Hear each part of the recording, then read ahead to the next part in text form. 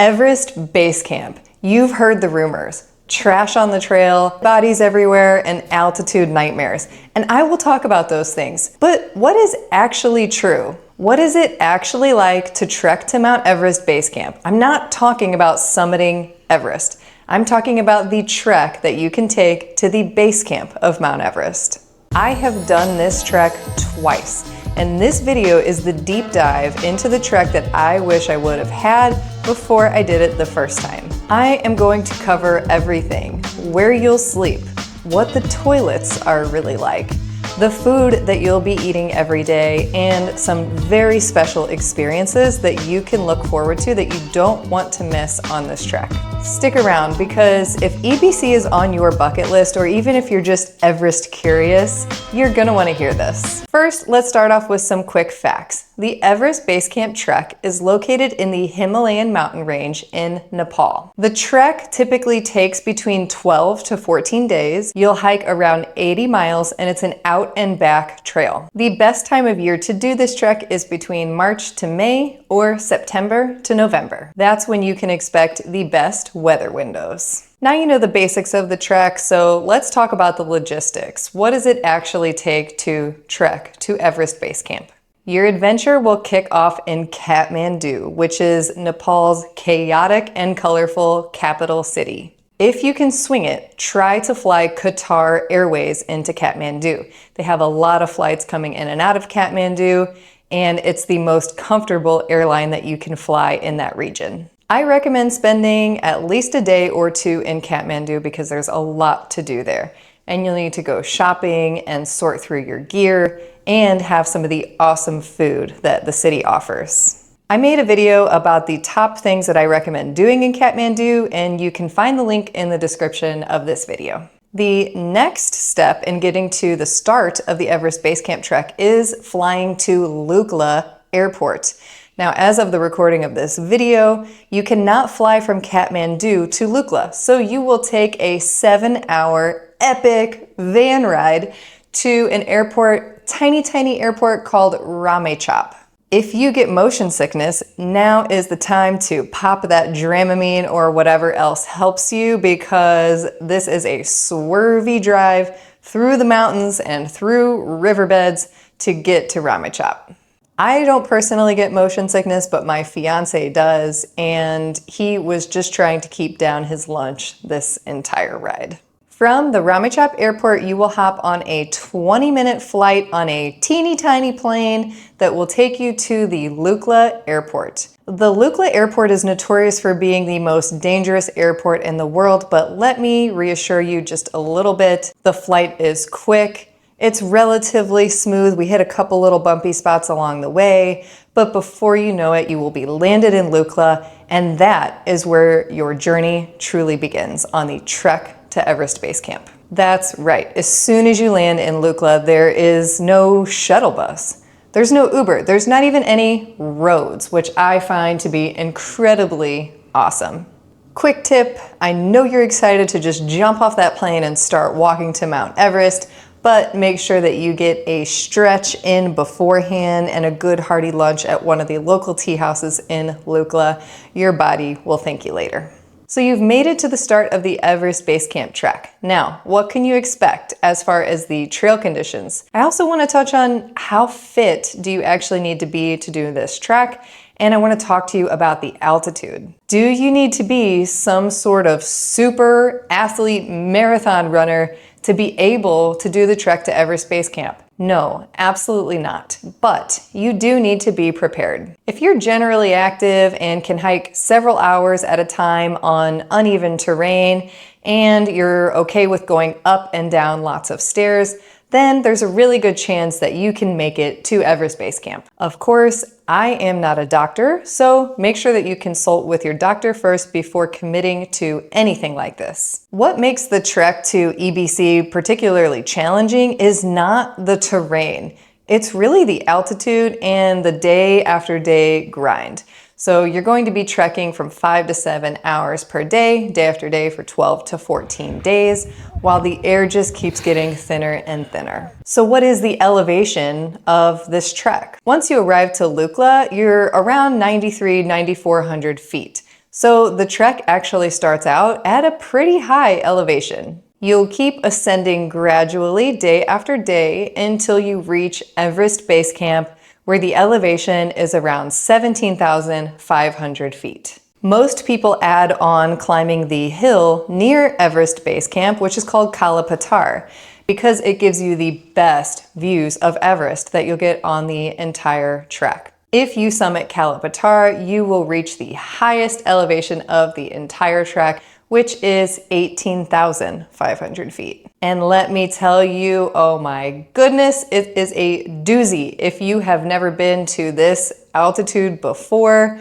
which you likely haven't unless you've done something like Kilimanjaro, then you can't really imagine what it's like. You are trekking so slow. Every single step takes all of the energy that you have, and you cannot train for the altitude. It impacts people randomly, and some people just struggle with it way more than others do. Many people in our group took a drug called Diamox, which helps with acclimatization, but I personally did not take that. And I will say that the guy in our group who struggled the most with the altitude was on Diamox the entire time. So you really just don't know how it's going to impact you. And again, talk with your doctor before you take Diamox. If you've done a hike or a trek at altitude before, please comment below and let me know how it impacted you. I'm really curious to hear about different people's experiences with trekking at altitude, and it's helpful for the people watching this video as well. Some common things that you can expect when trekking at altitude is a headache and a loss of appetite. Okay, let's address the elephant in the room. I know you're wondering about this whole bodies thing. And yes, there are bodies on the way to summit Mount Everest,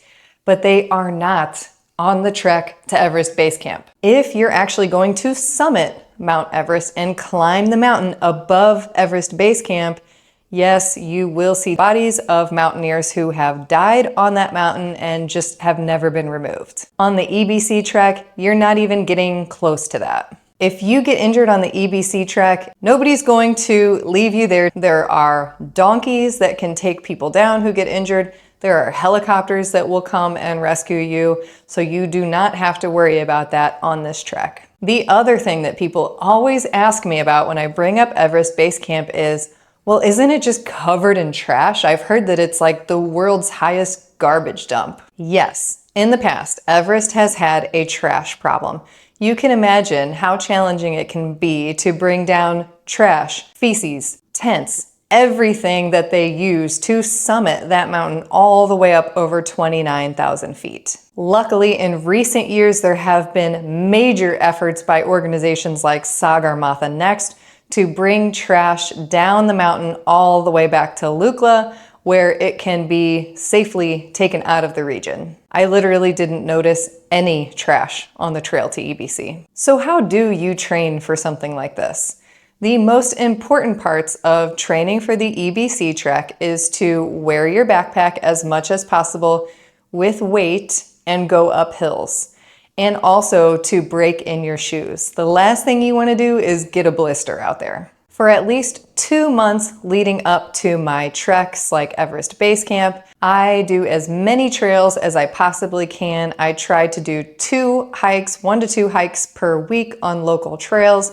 I also take my dog on a walk or 2 every single day wearing my backpack, and I love my local spin studio because that really helps me get my legs prepared. But honestly, there is nothing better that you can do to train than to put on your backpack with weight in it and walk up hills, exactly what you'll be doing on the EBC trek. Let's talk about food. Because if you think that this trek is freeze-dried meals and granola bars, I am so happy to tell you that the food is actually really good. A typical breakfast menu will have things like eggs with toast, Tibetan bread, which is this delicious fluffy fried bread, and you can get that with eggs as well. A plate of fried or boiled local potatoes with vegetables. You can get eggs on top of that. I recommend having eggs every day just for some extra protein. And oatmeal. For lunch and dinner, the most traditional option will be dal bhat. Dal means lentils and bhat means rice. So you're having lentil soup with rice and usually a side of veggies. It's delicious, and the best part is that it's refillable. So when you order the dal bhat, the person from the kitchen will come out and they'll say, hey, do you want some more lentils? Hey, do you want some more rice?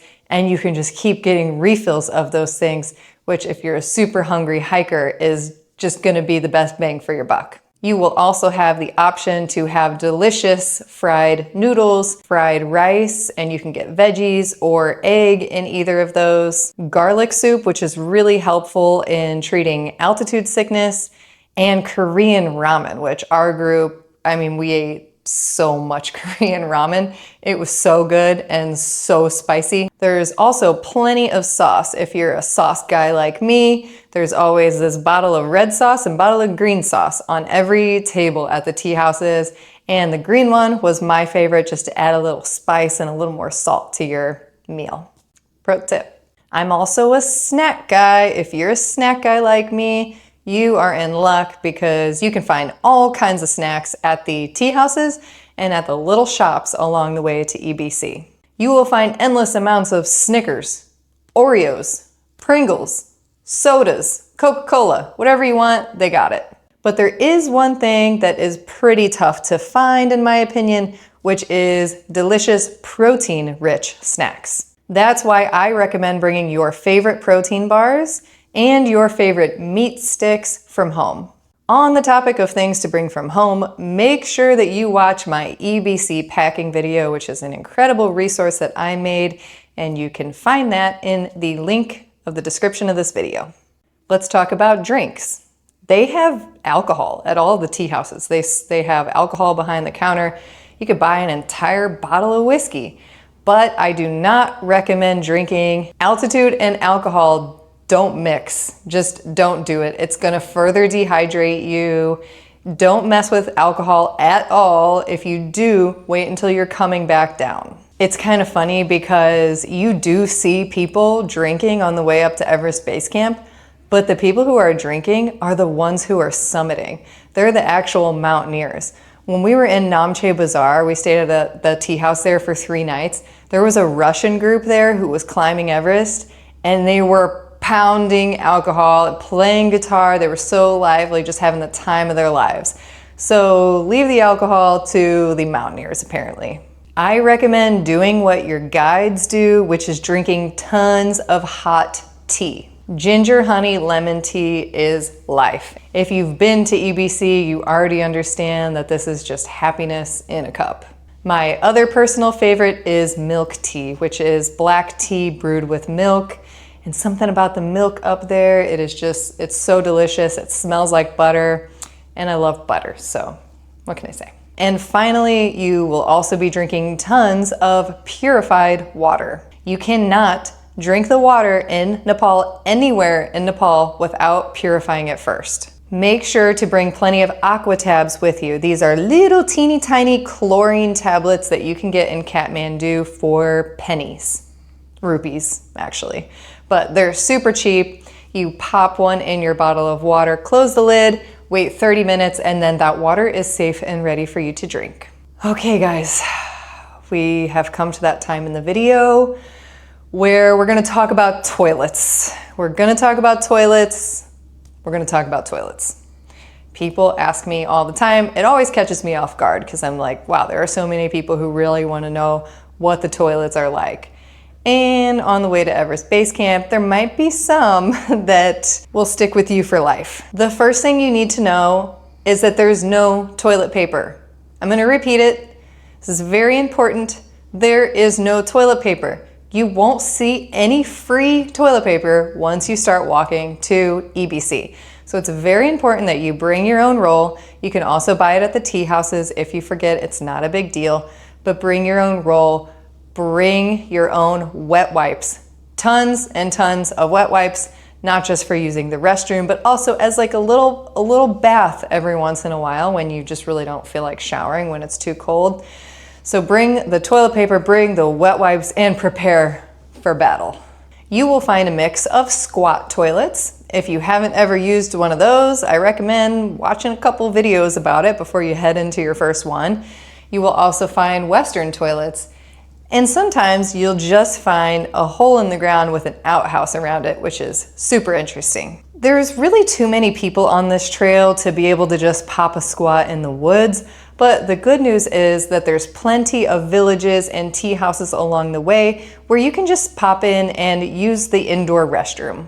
In order to do this, I do recommend buying something from the tea house, whether it's just a candy bar or a cup of tea, just to also support their business. This is a great segue into our next section, which is tea houses. The tea houses are one of the most memorable parts of the trek. So what is a tea house? Well, it's just a lodge run by a local family that offers basic accommodation and delicious hot meals. The tea houses at the start of the trek at lower elevations are stunning. Like you walk into the dining rooms and the polished woodwork and the decor is just so beautiful.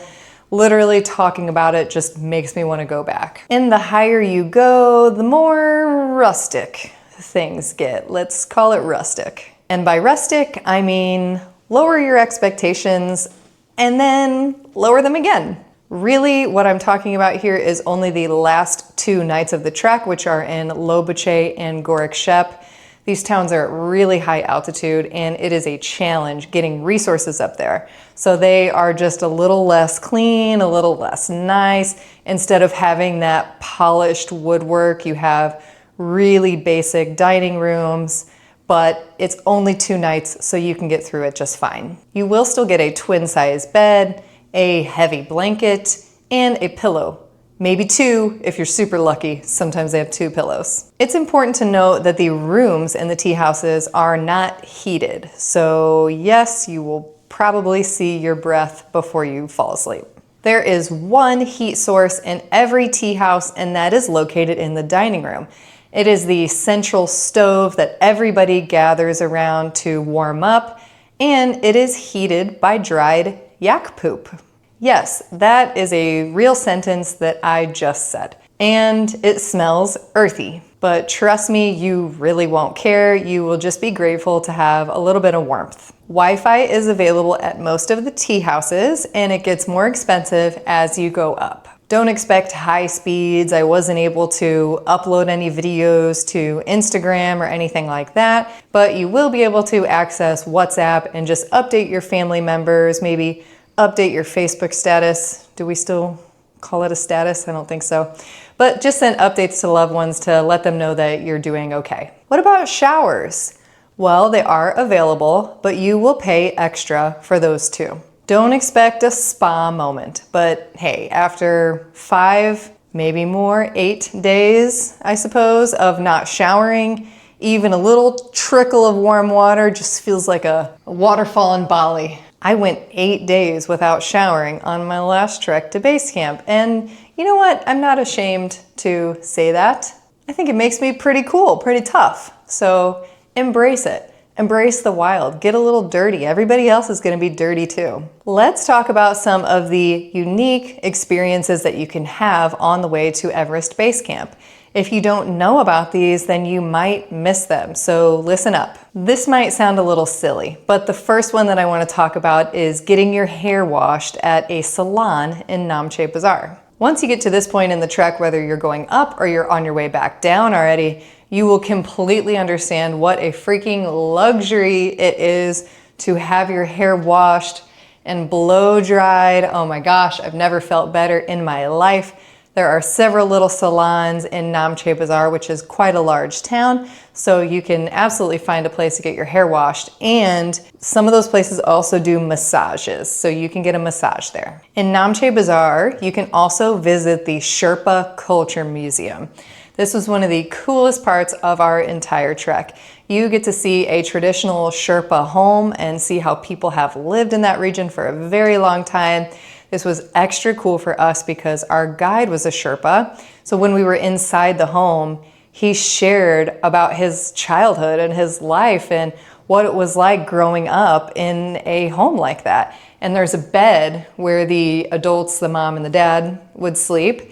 And then the kids all just either sleep on the floor or on the couch. So the kids don't have their own bed, which I thought was really interesting. I would love to show you guys pictures, but you are not allowed to take pictures in a lot of parts of this museum, so you'll have to go see it for yourself. They also have tons of photos honoring the people who have helped summit Everest, who have summited Everest, who have been part of these expeditions for decades, and super cool. Our guide's father was actually featured in the museum because he was part of a 1996 expedition to summit Everest. Another super cool thing to not miss in Namche Bazaar is to get blessed by a monk in the local monastery. This was peaceful and powerful and just overall a really moving experience. We sat there quietly, mostly with our eyes closed, as the monk chanted, and then we went up one by one and he gave us each a white robe and a little string to put around our neck.